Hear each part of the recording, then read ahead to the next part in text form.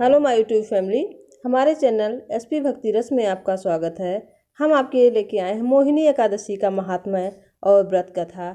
इस व्रत से क्या फल मिलता है और इसकी व्रत कथा क्यों महत्वपूर्ण है, आइए जानते हैं। कथा आपको अच्छी लगे तो प्लीज़ लाइक शेयर सब्सक्राइब करिएगा। प्रभु जी की कृपा आप सब पर बनी रहे। मोहिनी एकादशी का व्रत करने वालों के पापों का नाश, पुण्य का उदय, शरीर और मन की शुद्धि होती है। इस व्रत के प्रताप से व्यक्ति मानसिक, वाचिक, सांसारिक दुविधाओं से मुक्त होकर लक्ष्मी नारायण की भक्ति कर पाता है। शास्त्रों के अनुसार एकादशी व्रत के दौरान कथा का विशेष महत्व होता है। इस दिन बिना कथा सुने व्रत पूर्ण नहीं होता, इसलिए कथा अवश्य सुननी चाहिए। आइए सुनते हैं कथा। धर्मराज युधिष्ठिर कहने लगे कि हे कृष्ण, वैशाख मास की शुक्ल पक्ष की एकादशी का क्या नाम है तथा इसकी कथा क्या है? इस व्रत की क्या विधि है? यह सब विस्तार पूर्वक बताइए। श्री कृष्ण कहने लगे कि हे धर्मराज, मैं आपसे एक कथा कहता हूँ जिसे महर्षि वशिष्ठ ने श्री रामचंद्र से कही थी।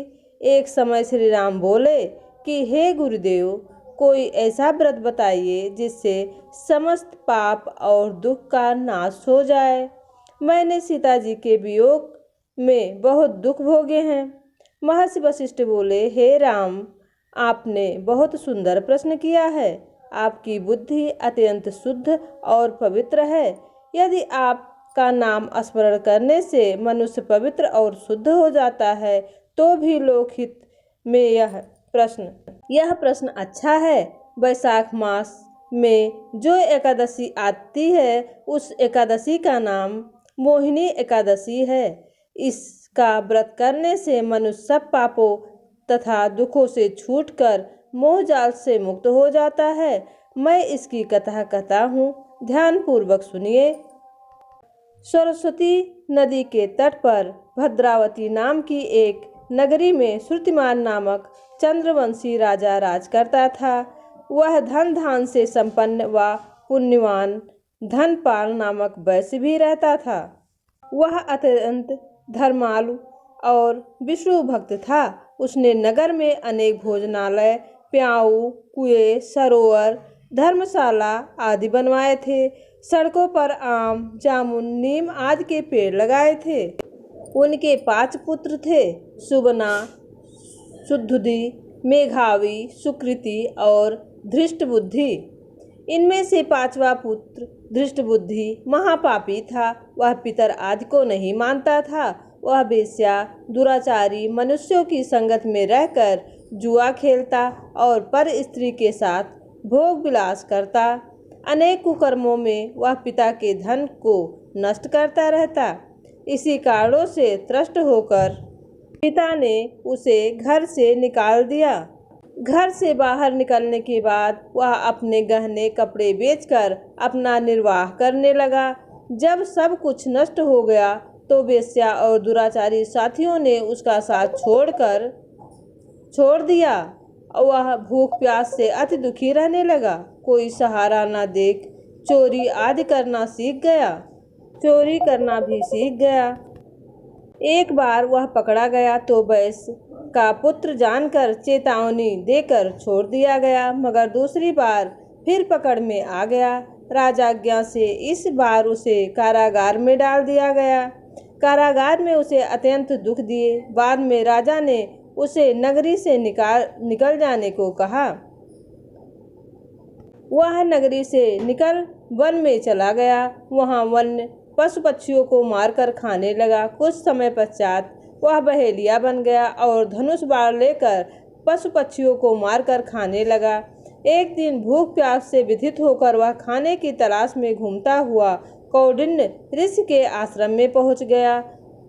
उस समय वैशाख मास था और ऋषि गंगा स्नान कर आ रहे थे। उनके भीगे वस्त्रों के छींटे उन पर पड़ने से उसे कुछ सुबुद्धि प्राप्त हुई। वह कौंडिन्य मुनि से हाथ जोड़कर कहने लगा, हे मुने, मैंने जीवन में बहुत पाप किए हैं। आप इस पाप से छूटने का कोई साधारण बिना धन का उपाय बताइए दीन वचन सुनकर मन ने प्रसन्न होकर कहा कि तुम वैशाख शुक्ल की मोहिनी नामक एकादशी का व्रत करो, इससे समस्त पाप नष्ट हो जाएंगे। मुनि के वचन सुनकर वह अत्यंत प्रसन्न हुआ और उसके द्वारा बताई गई विधि के अनुसार व्रत किया। हे राम, इस व्रत के प्रभाव से उसके सब पाप नष्ट हो गए और वह अंत में गरुड़ पर बैठकर विष्णु लोक को गया। इस व्रत से मोह आदि सब नष्ट हो जाते हैं। संसार में इस व्रत से श्रेष्ठ कोई व्रत है ही नहीं। इसके महात्म्य को पढ़ने से अथवा सुनने से 1000 गौदान का फल प्राप्त होता है तथा मनुष्य के किए गए अधर्मों और कुविचारों से छुटकारा मिलता है और सभी मनोकामनाएं पूरी होती हैं। विष्णु भगवान की मोहिनी एकादशी का बहुत ही बड़ा महात्म्य है। इससे व्रत करने के बाद कथा अवश्य सुननी चाहिए। कथा सुने बिना यह व्रत पूर्ण नहीं होता है और मनवांछित फल नहीं मिलता है। इसलिए आप लोग मेरे चैनल को लाइक शेयर सब्सक्राइब करिए और विष्णु भगवान की कृपा आप सभी पर बनी रहे। कथा को लास्ट तक ज़रूर सुनिएगा और कथा अच्छी लगे तो प्लीज़ लाइक शेयर सब्सक्राइब करिएगा और कमेंट बॉक्स में विष्णु भगवान लिखना ना भूलिएगा। विष्णु भगवान की कृपा आप सब पर बनी रहे। आगे ऐसी पौराणिक कथाएं लेकर आपके लिए आते रहेंगे। तब तक के लिए जय माता दी, जय विष्णु भगवान, जय माता दी।